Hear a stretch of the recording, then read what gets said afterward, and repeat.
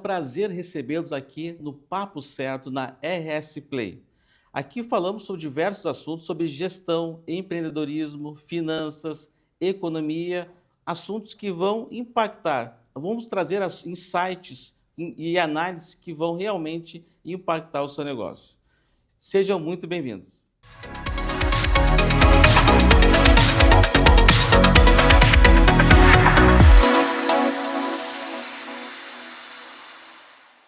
A pauta de hoje é da ideia até o primeiro cliente. Como validar o seu negócio sem quebrar? Isso é uma questão bem impactante, realmente, que as empresas acabam tendo muitos, infelizmente, as estatísticas não são boas em relação ao número de empresas que acabam fechando nos 5 primeiros anos. E para falar desse tema, estamos aqui com 2 grandes especialistas para falar. Vinícius Bondan, especialista em governança. Seja muito bem-vindo, Vinícius. Muito obrigado, João, Rafael, telespectadores. É um prazer estar aqui com vocês falando sobre um tema tão relevante quanto esse. E temos aqui o Rafael Goelzer, da Quinta das Oliveiras e também conhecido como da Quinta das Estâncias. Da Quinta da Estância, seja bem-vindo. Obrigado, João. Obrigado, Vinícius. Um privilégio estar aqui com todos vocês. Bom, então vamos começar pela primeira pergunta do programa, né, Vinícius? Qual é o principal erro de comunicação mais comum que você vê nas empresas? Eu acho que João, principal erro de comunicação... Para quem está começando agora? Dentro das empresas, eu acho que para começo de conversa, é uma comunicação para dentro, vamos dizer assim, né? É ter falta de clareza em relação ao propósito daquele negócio, né? Então, quando a gente começa a trabalhar a estruturação de negócio, seja enquanto eles são apenas um plano de negócio ou negócios que, inclusive, já estão operantes há mais tempo, via de regra, a primeira questão que a gente observa é que muitas vezes falta a clareza de propósito, e não só propósito de uma forma abstrata, mas concretamente qual é o propósito, também conhecido como missão daquele negócio.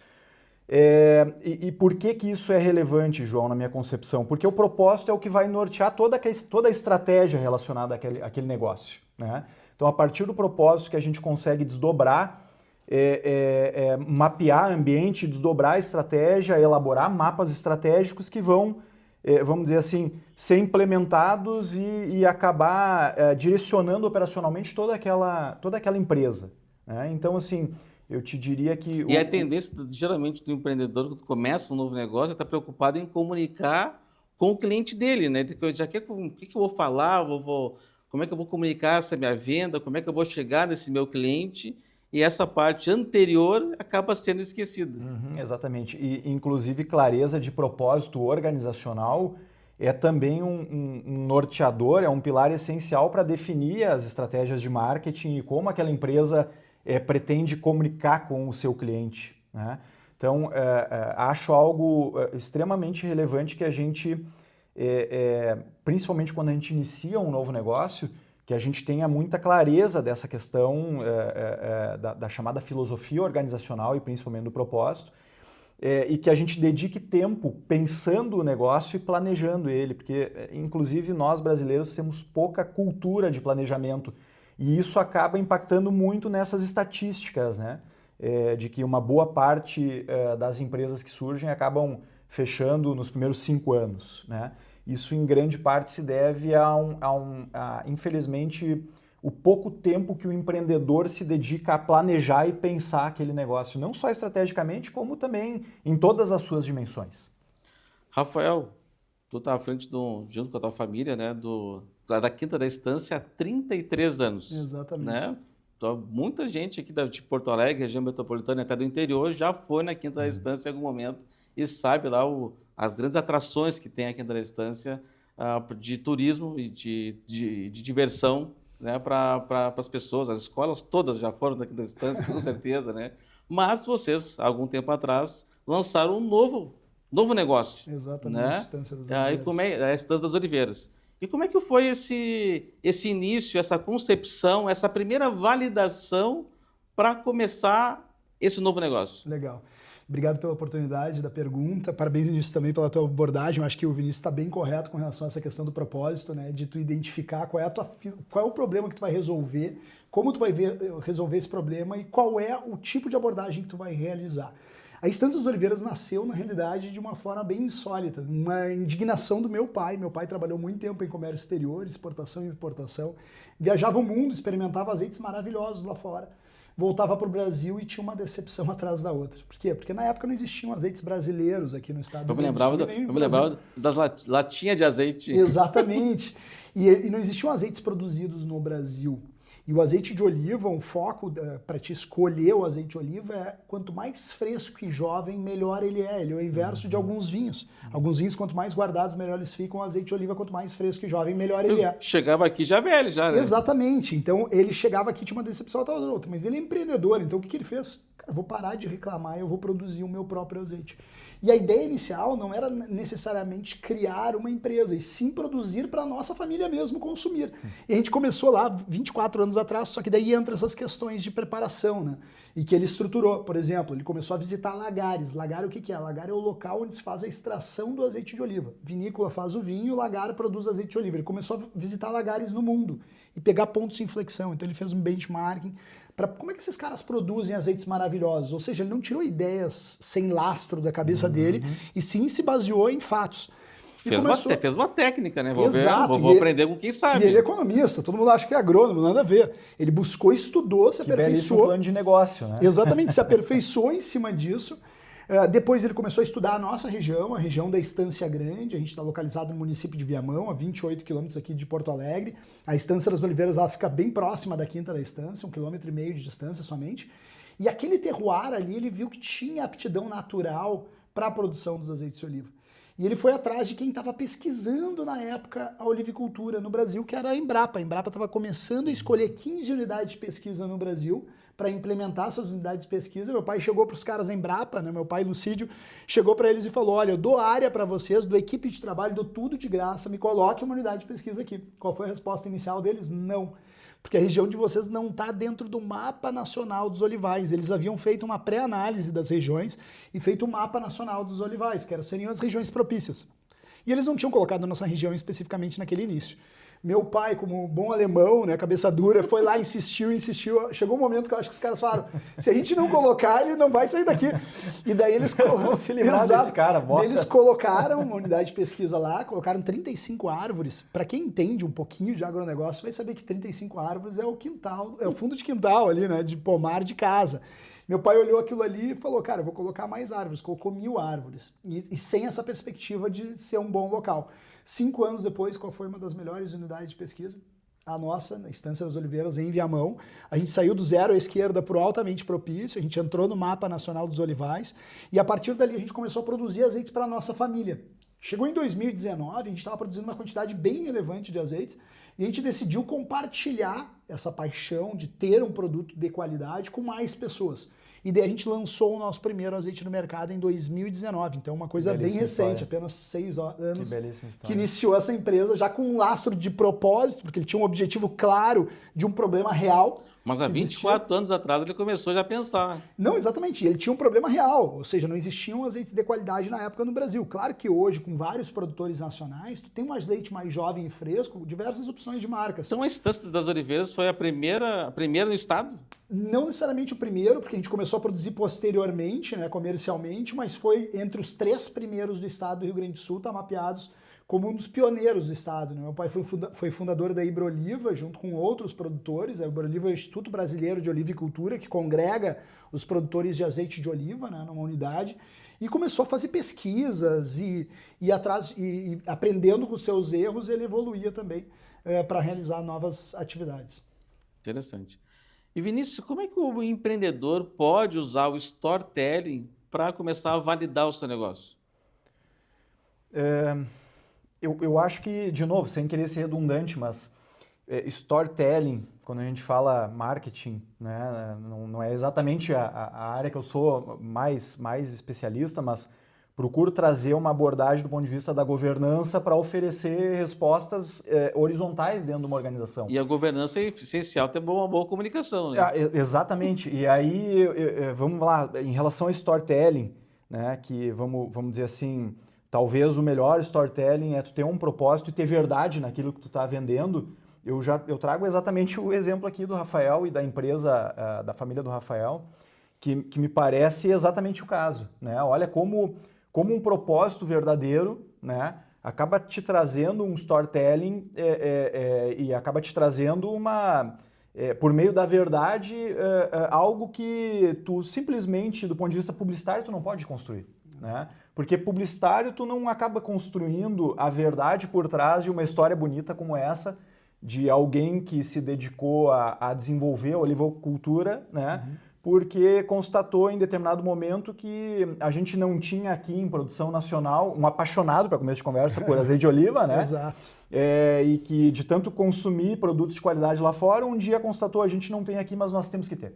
Gostaria de ter. E mais do que isso, funda uma empresa, vamos dizer assim, antes de fundar a empresa, inicia uma empresa, vamos dizer assim, para ter um produto de qualidade para si mesmo, para sua família, né? Então, do ponto de vista de storytelling, eu acho que a gente tem um excelente aqui, né? Não precisa nem buscar uma referência fora.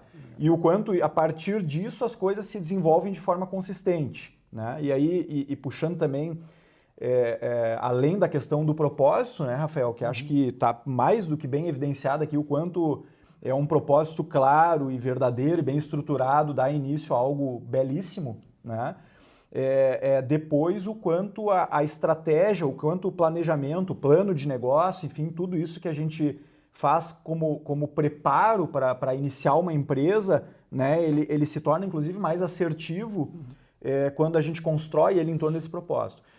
E o quanto o planejamento torna mais assertivo toda a estruturação do nosso negócio, né? Porque a gente tem que ter aqui clareza de que, e eu sempre digo, o empresário, ele sempre é muito bom naquilo que ele faz, né? Então, assim, um apaixonado por azeite de oliva, provavelmente vai fazer tudo o que é necessário para produzir um azeite de oliva maravilhoso, porque ele é um apaixonado. Então, assim, e assim em todas as áreas, né? O João, apaixonado por contabilidade, por negócios, né? Com certeza tá sempre conectado com o que tem de melhor para prestar o melhor serviço do ponto de vista contábil, financeiro e em negócio. Agora, o problema das empresas, via de regra, e principalmente dessas pequenas empresas, e por que elas falham? Elas não falham na má prestação, em não ter um bom produto ou não ter um bom serviço sendo prestado. Elas acabam falhando na atividade meio, na gestão do negócio, um negócio que às vezes ele não tem um planejamento, ele não tem um processo contábil financeiro qualificado que permita lidar com riscos relacionados à questão financeira do negócio, às vezes não tem, do ponto de vista jurídico, por exemplo, uma estrutura que permita lidar com riscos passivos, né, de uma forma muito efetiva. E isso que acaba criando riscos elevados e que em algum momento podem se tornar um problema, vamos dizer assim, um risco tão elevado que impacta a continuidade e a sobrevivência daquele negócio, né? E nesse aspecto que me parece a governança talvez, e a gente vinha conversando aqui antes do programa, né? Tanto o João quanto o Rafael têm governança nas suas empresas e já num processo de implementação mais avançado, embora não termine nunca, porque a gente sempre está aprimorando a governança das nossas empresas, né? Mas o quanto a governança ela é uma ferramenta que busca justamente encaminhar essas questões de forma mais adequada. Fazendo primeiro o diagnóstico dos riscos, entendendo quais são os riscos que ameaçam o propósito, a entrega daquele propósito que a empresa tem, né? E como ela se estrutura em termos de processo de decisão para constituir estratégia forte, para construir uma gestão forte, e ser bem sucedida, em tornar realidade aquele propósito. Porque, vamos dizer assim, a gente, claro, está falando de negócio, está falando de empresa. Então, assim, a primeira e a última linha lá da DRE, evidentemente que é absolutamente relevante. Mas um negócio, ele não sobrevive se ele só tiver objetivos de natureza financeira. Não vai continuar. Não tem storytelling para começo de conversa, né? Tu não tem o que oferecer para o teu cliente. Rafael, e claro, teu pai, vocês começaram lá com 1000 oliveiras, né? E teve algum momento, algum indicador que vocês entenderam que era o momento que aquele negócio, aquele pensamento de fazer azeite para casa poderia escalar? Teve algum indicador que foi assim, acho que esse indicador aqui acendeu uma luzinha que acho que esse negócio tem potencial para crescer bastante. Perfeito, João. Baita pergunta. Eu acho que sim, teve. A gente foi ampliando as áreas de plantio, né? Hoje a gente tem um total de 6.500 árvores. A gente começou a produzir maior quantidade de azeite. A partir do momento em que a gente começou a produzir maior quantidade, a gente começou a ver o nível de qualidade que a gente estava atingindo, que era um nível, na nossa análise, extremamente alto. A gente se especializou para isso. Não foi uma coisa empírica, né? Meu irmão mais novo, o André, ele fez a formação dele de mestre lagareiro. O que é o mestre lagareiro? Seria o que é o mestre cervejeiro para cerveja ou o enólogo para o vinho. É o mestre lagareiro ou mestre de lagar. Ele fez a formação dele na Itália, de avaliador internacional de azeites e mestre de lagar. Então a gente já se especializou, porque a nossa família, tanto na Quinta da Estância quanto na Estância das Oliveiras, a gente tem como um fundamento essencial fazer o nosso melhor. A gente sempre quer fazer o nosso melhor. Então, se a gente vai produzir azeite de oliva, eu vou tentar fazer o melhor azeite de oliva que eu consiga extrair da natureza.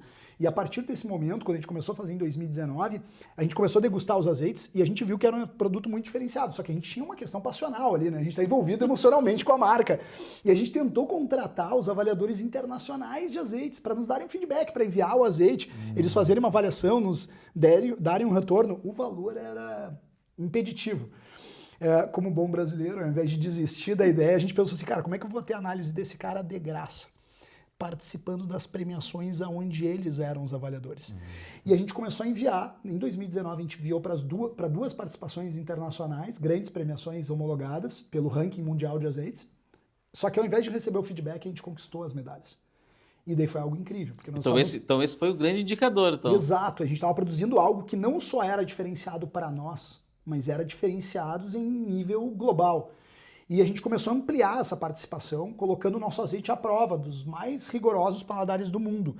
Para te teres uma ideia, só a nossa safra 2025, até esse dia, ela já conquistou mais de 120 medalhas nesse ano, nos mais renomados concursos mundiais de azeites. Existe um negócio que é o ranking mundial dos azeites, é o EWORLD Ranking, Extra Virgin Olive Oil World Ranking. O que ele faz?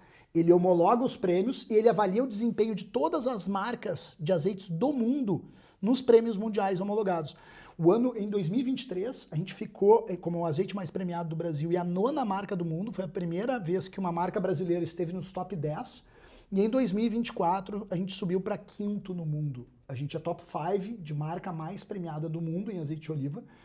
Esse ano, a gente já tem muito mais conquistas do que o ano passado. O ano passado, o ano todo, a gente conquistou 84 premiações. Esse ano, a gente já tem 120 conquistadas. Então, certamente, chegaremos a mais de 120 e elevaremos esse nível no ranking. E eu estou produzindo azeite de oliva comercialmente, meus irmãos, meus pais, há 6 anos. Nós começamos em 2019. Eu estou concorrendo com produtores seculares, produtores de 100, 200, 300 anos, em territórios que produzem há milênios, há mais de 1000 anos. Então esse é um desafio muito grande que nos deixa ainda mais motivados. Né? Que realmente é... E tu estava comentando antes também que no caso do vinho gaúcho, ele começou com vinho de mesa. Exato. E depois ele foi se especializando em vinhos mais finos. Perfeito. Que o azeite foi um caminho inverso. Normalmente, né, os produtos eles começam com produtos mais básicos e depois tu evolui para produtos de mais nicho de mercado. Né? Foi assim com os vinhos. Os vinhos antes eram vinhos de mesa e depois foram para os vinhos finos. O Rio Grande do Sul mesmo produzia muito mais quantidade de vinho de mesa. Hoje ele produz uma quantidade bastante relevante de vinhos finos. E o azeite de oliva não. O azeite de oliva ele já nasceu no estado do Rio Grande do Sul com um patamar altíssimo de qualidade. O que a gente tem que cuidar agora é para a gente não fazer o caminho inverso, para que essa qualidade altíssima dos produtores gaúchos e brasileiros não decaia. Então esse é o grande trabalho hoje que a Ibroliva vem fazendo, junto com o MAPA, Ministério da Agricultura, para manter esse nível tão alto de qualidade que surpreendeu o mundo, porque hoje o Brasil... Recentemente, a gente recebeu, inclusive, uma missão do COI. O COI não é o Comitê Olímpico, é o Conselho Oleícola Internacional. O Conselho Oleícola Internacional... É o Comitê Olímpico Internacional da Oliva. Exatamente. E o que ele faz? Ele normatiza absolutamente tudo sobre azeite de oliva no planeta. Então, ele diz que o azeite de oliva extra virgem tem que ser abaixo de X nível de acidez, tanto de peróxido. Ele dá todos os níveis de avaliação sensorial, ele norteia as premiações internacionais.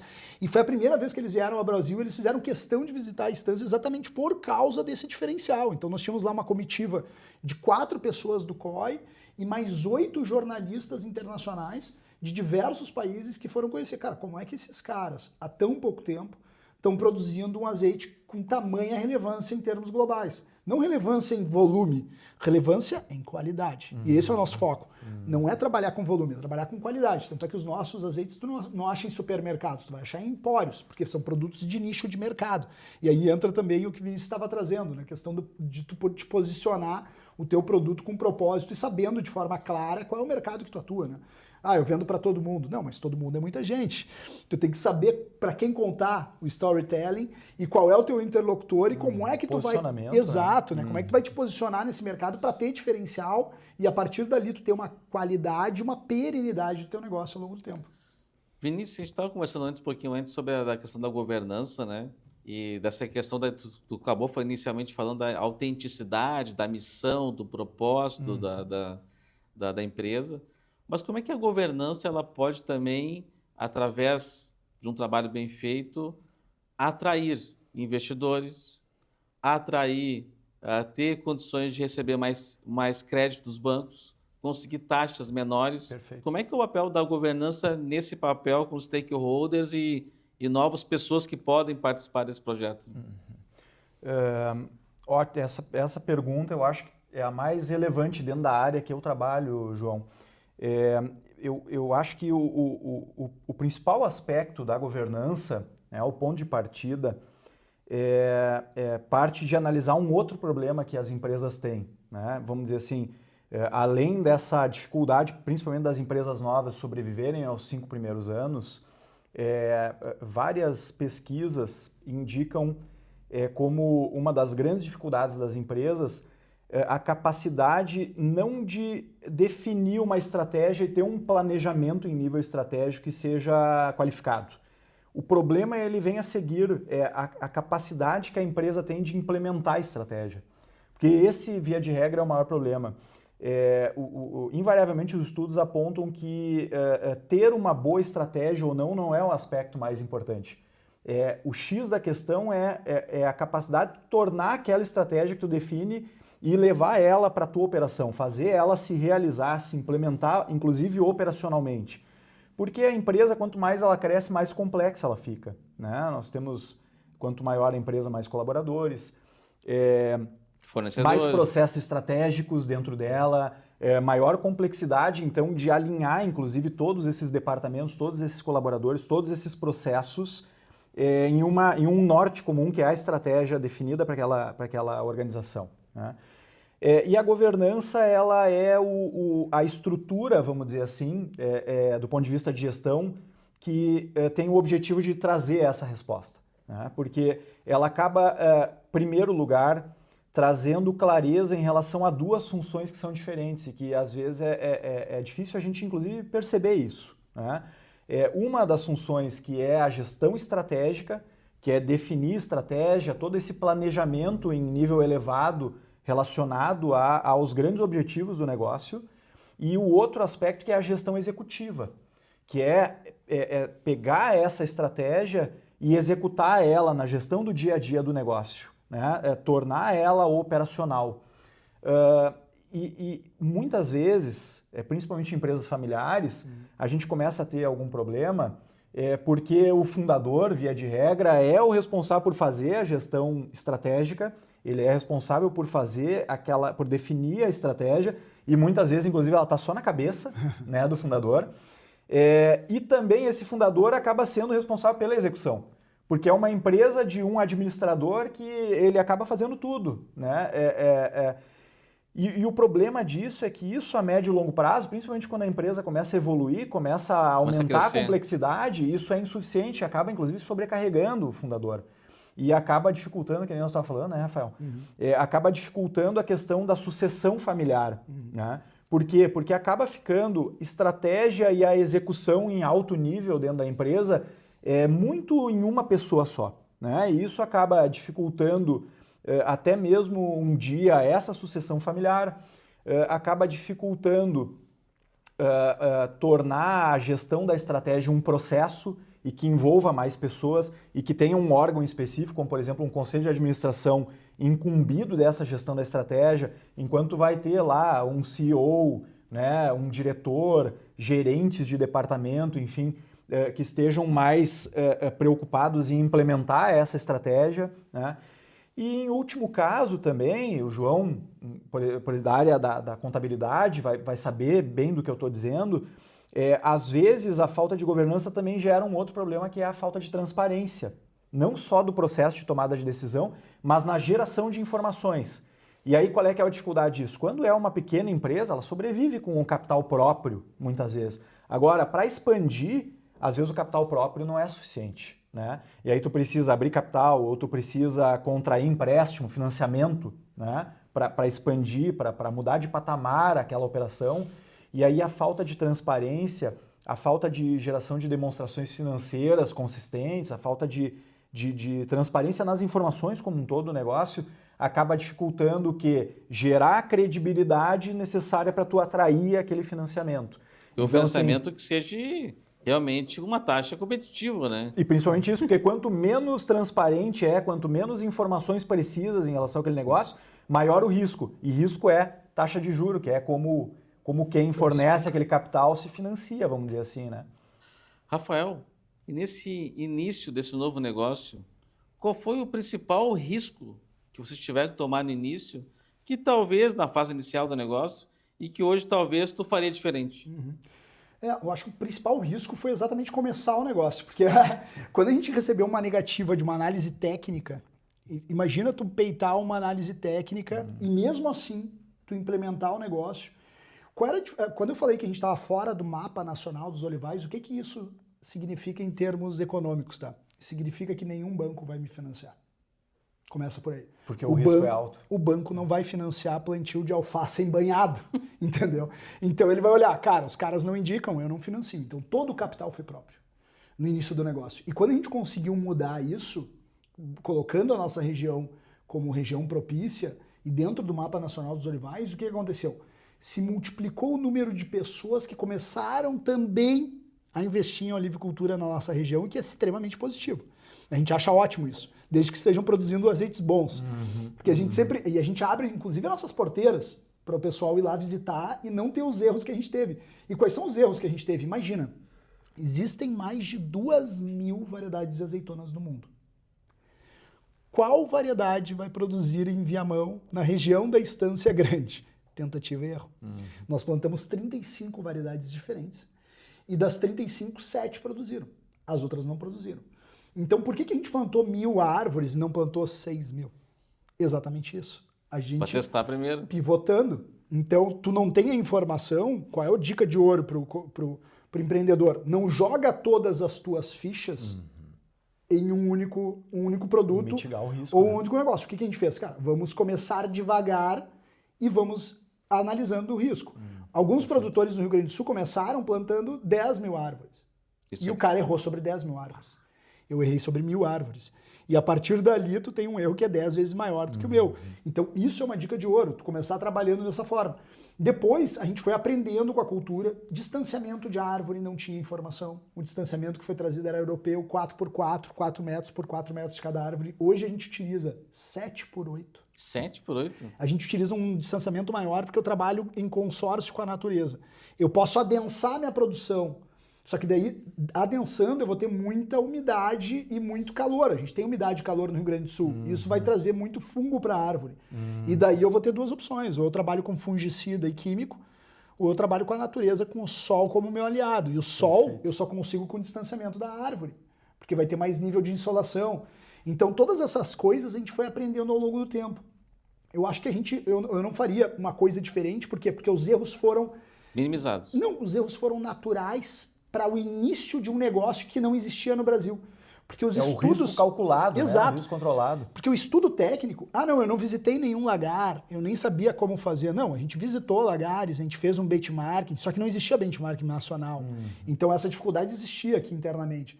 Então isso fica de dica também para não colocar suas fichas todas em uma única bandeja, né? Hoje a gente tem olivais com 24 anos, olivais com 15 anos, olivais com 10 anos, olivais com 6 anos, olivais com 3 anos e olivais com 6 meses.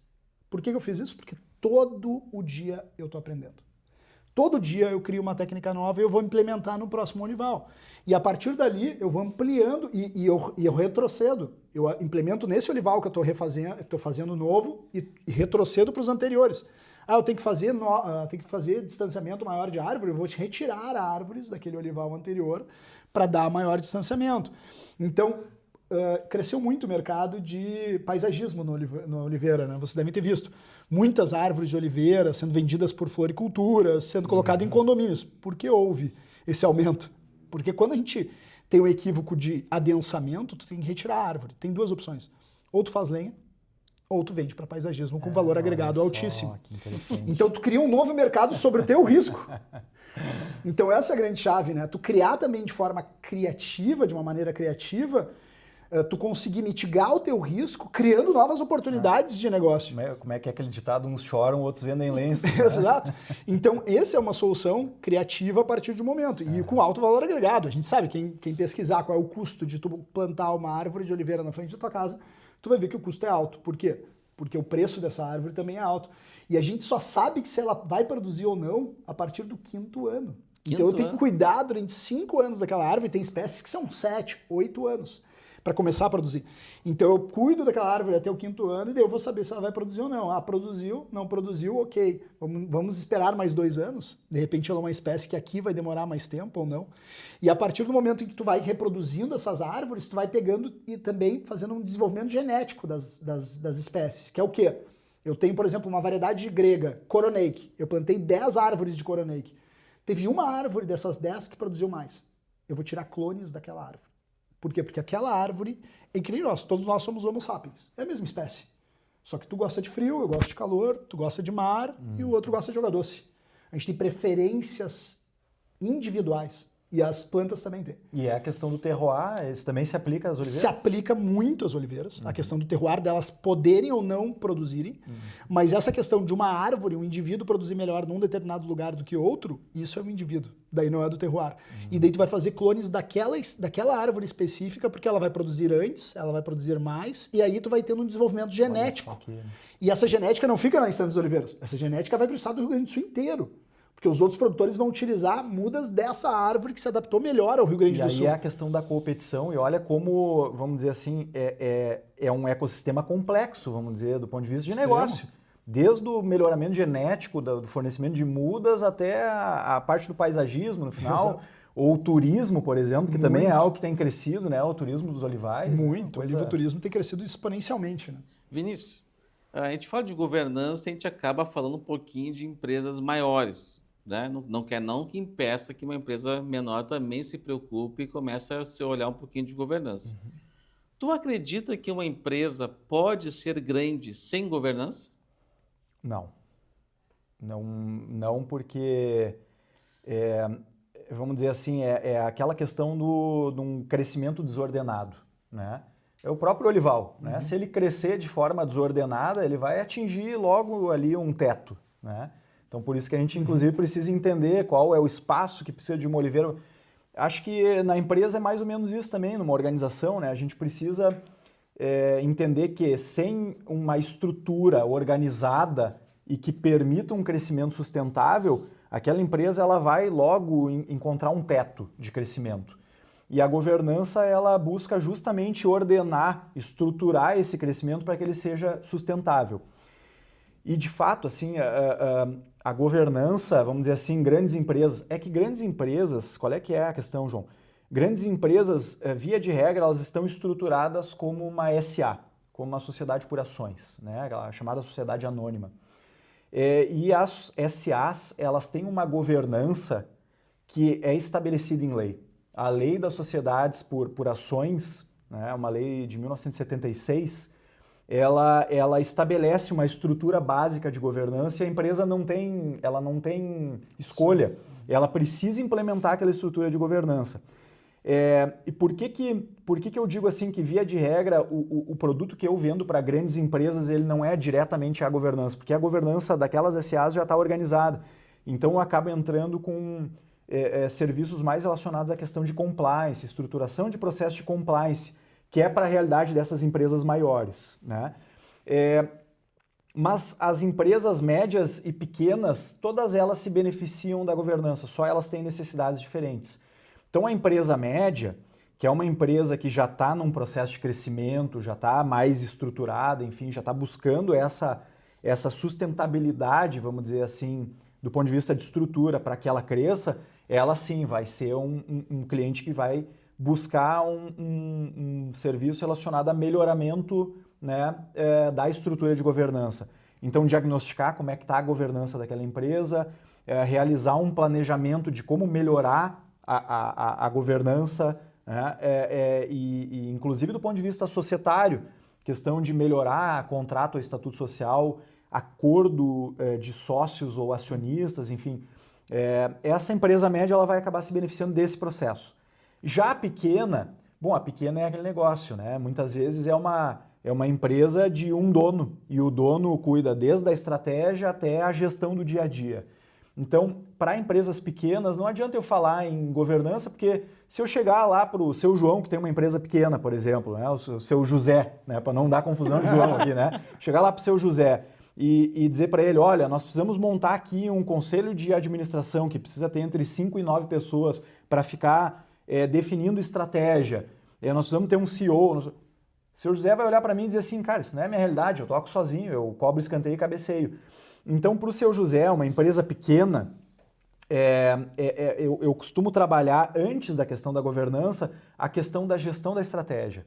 Então, assim, dar suporte para aquele administrador, para que ele consiga primeiro enxergar que ele tem uma função estratégica, que é basicamente definir a estratégia, e ele tem uma função executiva, que é pegar aquela estratégia e conseguir desdobrar ela em planos que façam a estratégia virar ações concretas no dia a dia operacional daquela empresa. Mas você falou uma coisa que, tipo, a média empresa que quer crescer e que ela não tem governança, ela chega a um teto.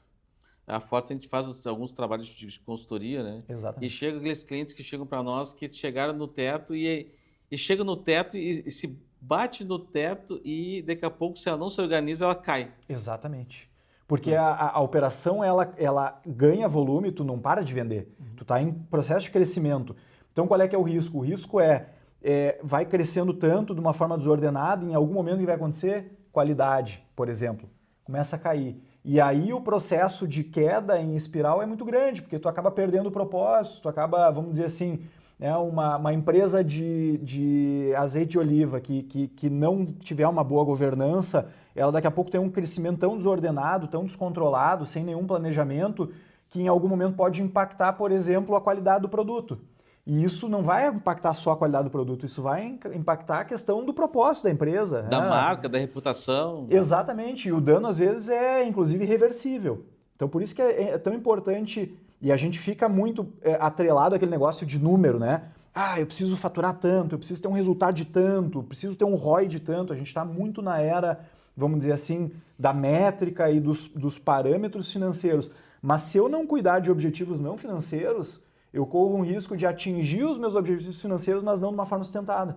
E logo ali na frente, por ter falhado em cuidar de objetivos relevantes não financeiros, eu inclusive tenho um processo irreversível de diminuição do meu negócio.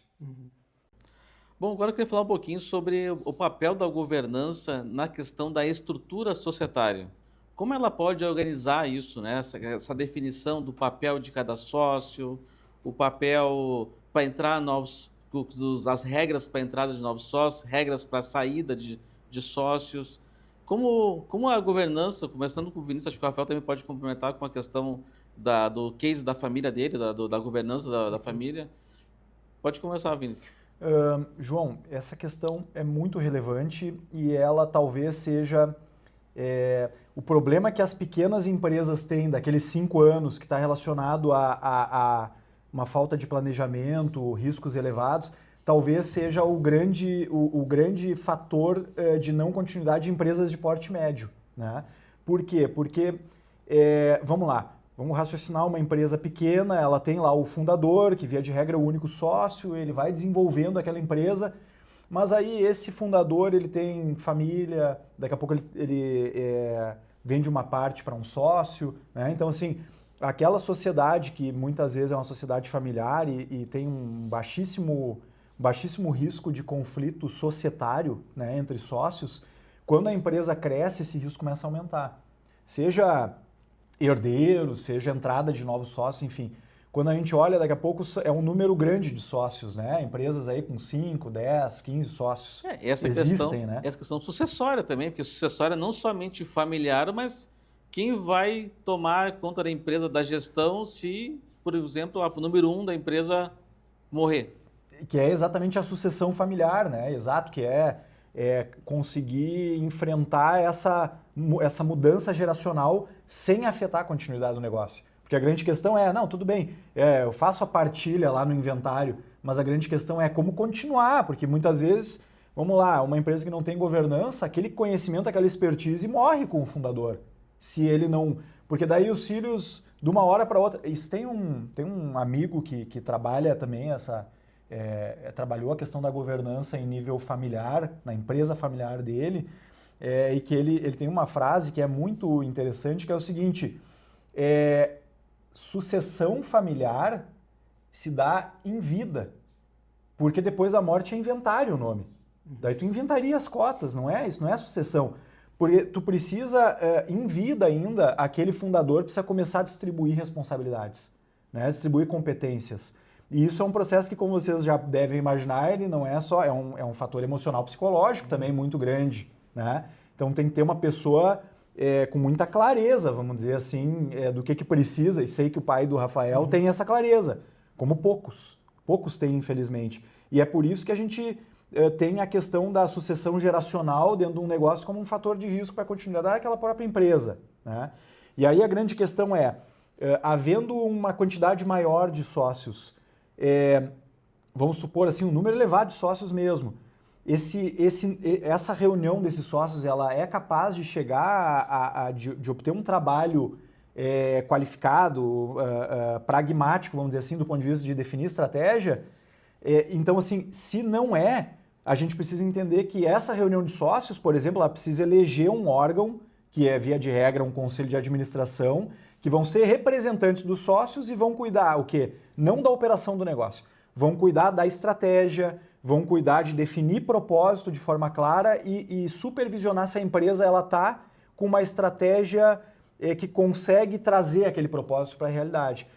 E a gestão, o dia a dia, acaba sendo muitas vezes, inclusive, passada para executivos profissionais que podem ser da própria família, contanto que tenham capacidade técnica para isso, mas também podem ser profissionais contratados no mercado, né? Porque, vamos dizer assim, quem nunca viu uma empresa... que estava pagando lá um salário elevadíssimo acima de mercado para um membro da família e que tinha, vamos dizer assim, uma capacidade menor do que tu encontraria profissionais no mercado.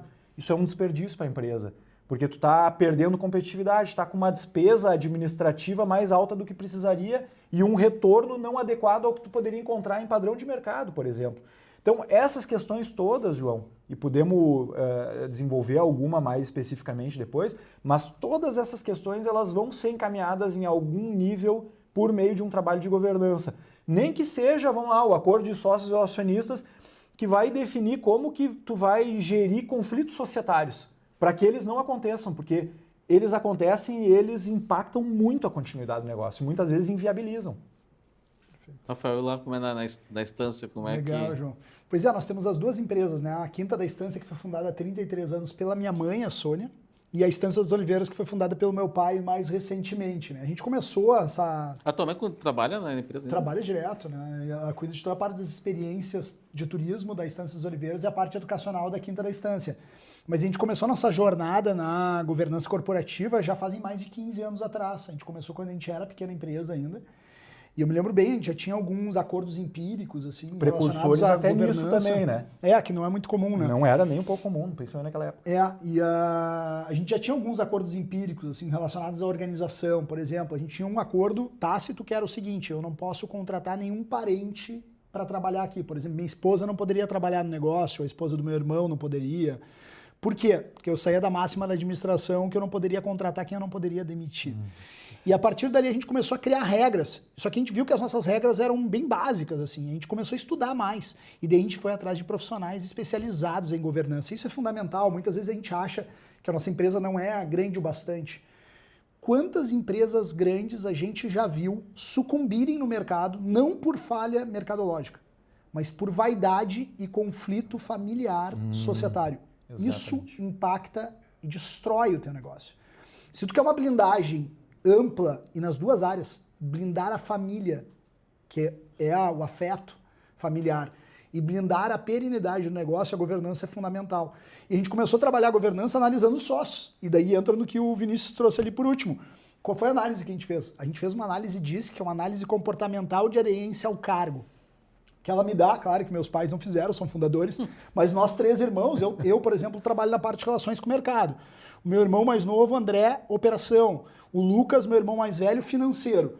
Por exemplo, eu não posso ter um cara que é diretor de relações com o mercado que tenha, de repente, medo de falar em público. Ou tenha inibido para vender. Só que às vezes essa pessoa está colocada no lugar errado. E não é culpa da pessoa. A culpa é de quem colocou ali. E aquilo ali é até uma agressão para o próprio perfil daquela pessoa que podia ser um super financeiro. E com a análise disso, o que ele te dá? O percentual de aderência ao cargo. Então os nossos níveis foram muito altos, porque a gente já tinha feito uma formação sobre aquela área que a gente tinha lacunas dentro da empresa e a gente absorveu aquela área e a gente se apaixonou pela área. Então os nossos índices deram superiores a 92% de aderência ao cargo, que é algo muito incomum. É bem alto. Muito alto. E daí o pessoal chegou feliz, o pessoal da consultoria. Pessoa certa no lugar certo. Exato, né? e o pessoal da consultoria chegou feliz. Cara, parabéns, vocês têm 92%. A gente se olhou assim, o que é o 8%? Eu quero saber o que é o 8%. Eu não quero palmas pelos 92%. E a gente começou a fazer um PDH, que é um Plano de Desenvolvimento de Herdeiro, que é um plano de desenvolvimento de 1 ano trabalhando as lacunas dos 8%. Perfeito. Para quê? Para pegar o que eu não tenho, o que eu deveria ter, para me desenvolver. E dentro disso tem várias outras regras. Por exemplo, a questão do conflito societário. A gente não quer conflito societário, mas pode ser que ocorra. Mas quando ele ocorrer, a gente vai colocar a nossa empresa em risco. Por exemplo, uma das questões que é muito colocada é quando o sócio quer... Ah, não, eu quero vender minha cota e seguinte, se vocês não pagarem, eu vou vender para outro. Não, na nossa empresa a gente tem regras. A cota tem um valor X, já existe o cálculo ali, porque normalmente quem quer vender vale 1 milhão. Né? Quem quer comprar vale 100 mil? Não, tá ali o valuation já estipulado, com o cálculo que vai ser feito de acordo com o período que o cara quer se desligar. E o pagamento das cotas, ela é feita em 10 anos e só pode ser adquirida pela empresa. Então tu não tem liquidez na venda das tuas cotas, ou seja, eu não coloco meu caixa em risco por causa da saída de um sócio. Então, tudo isso tu pode organizar antes do conflito ocorrer. Porque quando o conflito não ocorre, é muito mais fácil de tu conseguir fazer esses acordos. Quando o conflito está feito, meu irmão quer ir para os Estados Unidos. Não, então vamos fazer o pagamento das cotas em 10 anos. Não, peraí, só porque para mim que tu vai fazer, daí entra o estresse. Se tu faz... As regras claras, elas regras claras antes de começar o problema é o melhor. Mas se já começou o problema, corre, porque também vale a pena organizar a regra, porque daí tu vai ter a perenidade garantida. Então, esses são alguns exemplos que a gente quer. Acho que contribuiu com exemplos, né? Na Fortes tem o Evanir e eu, já tem um valuation definido que é um múltiplo do faturamento. A gente definiu um múltiplo para pagar em 5 anos. Até gostei da ideia do Rafael, vou matar para 10. Tá, mas tem esse múltiplo de 5 anos. E é múltiplo, um percentual que a gente definiu de faturamento para pagar em 5 anos. E se um partir dessa uma melhor, já fica definido como vai ser pago para os herdeiros a parte...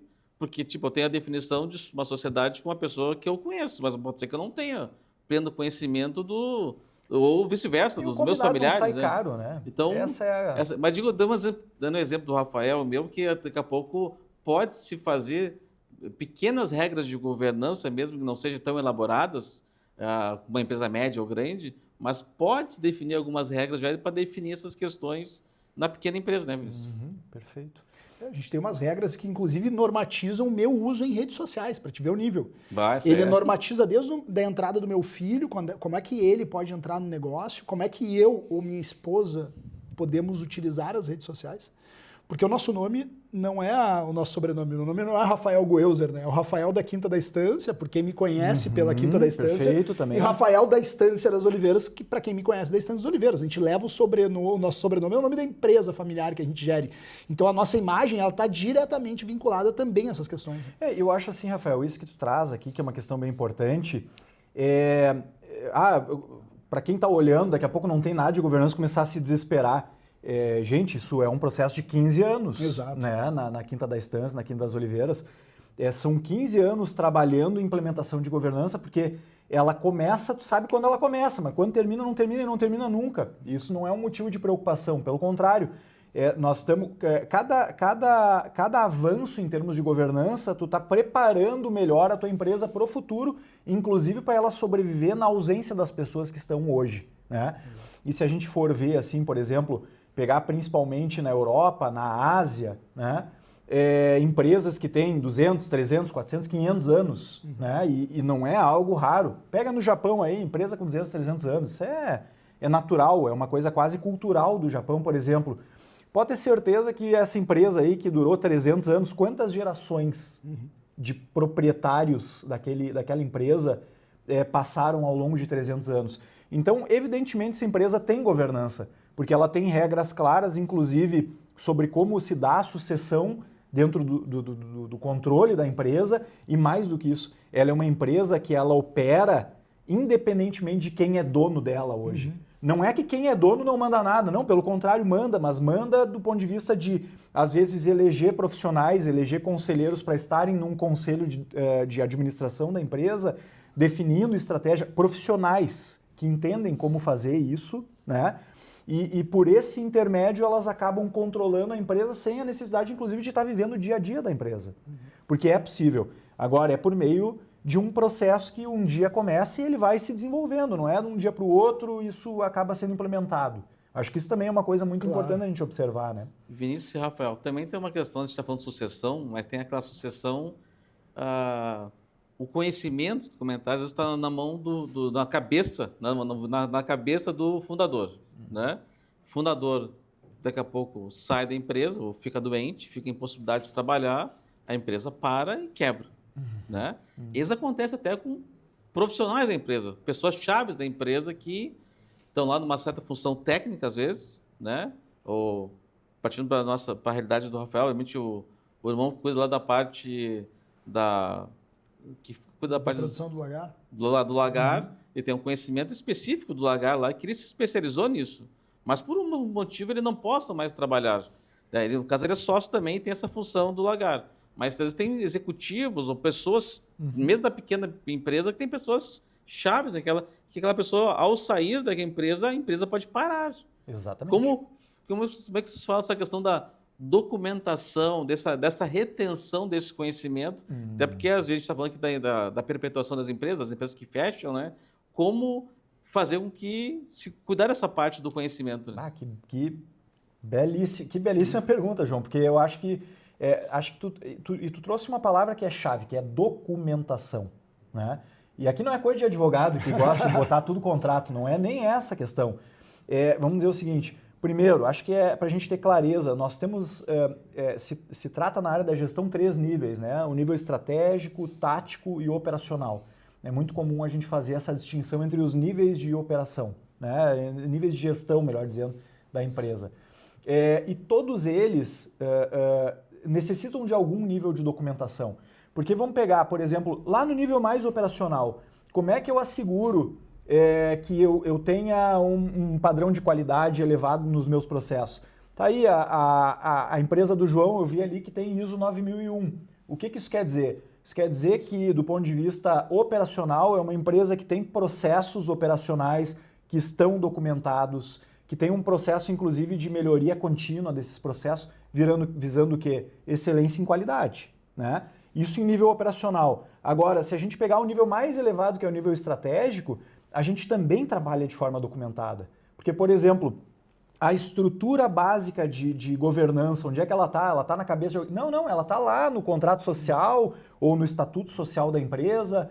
a empresa tem acordos de sócios e acionistas, ela pode ter uma política de governança de forma escrita e aprovada pelos sócios ou pelo conselho de administração, prevendo essas questões de conflito de interesse, né, de como o sócio deve se portar, enfim, todo esse trabalho maravilhoso que o Rafael está falando aqui em relação à quinta. Né? E, por exemplo, da forma estratégica ou o propósito também documentado. Onde é que está escrito o propósito da empresa de forma documentada para que tu consiga, inclusive, transmitir em todos os níveis da tua empresa? Né? A estratégia, ela está documentada? Onde é que está escrito? Existe um mapa estratégico? Então, tudo que a gente vai falar, João, do ponto de vista de estruturar bem uma empresa, independentemente do nível, está relacionado a tu documentar aqueles processos e documentar aquela atividade que é essencial. Justamente para que um dia que tu precisar, por exemplo, substituir alguém, eu acho que ninguém é insubstituível, na verdade, né? Como a gente tem pessoas qualificadas, né? Quanto mais eu ando por aí, mais eu tenho a sorte e o privilégio de conhecer pessoas qualificadas com as quais eu, inclusive, aprendo cada vez mais na minha área e em outras áreas, né? Aqui é um exemplo disso hoje. Então, como ninguém é insubstituível, a forma da gente ter essa continuidade, essa transição sem ser traumático é justamente a gente tendo as diretrizes o mais possível documentadas, né, dentro da nossa empresa. Pessoal, assim, ó, o programa passou voando, né? Um tema super interessante, realmente passou. Eu aprendi muito com vocês aqui hoje no programa, mas estamos chegando ao final. Então, eu queria passar por essas palavras finais de vocês para concluir o programa de hoje. Legal. Quero te agradecer, João, também ao Vinícius por estar aqui participando, a todos os telespectadores que estão nos acompanhando, né? Eu acho que a jornada da governança corporativa, que o Vinícius é um expert nisso, eu acho que é uma jornada linda, muito interessante, que vai trazer a perenidade tanto das relações familiares, caso essa empresa seja familiar, relações societárias, caso seja uma empresa não familiar, mas principalmente a perenidade do negócio. Ninguém abre um negócio para fechar em 3 anos, 5 anos. O cara abre um negócio pensando no futuro.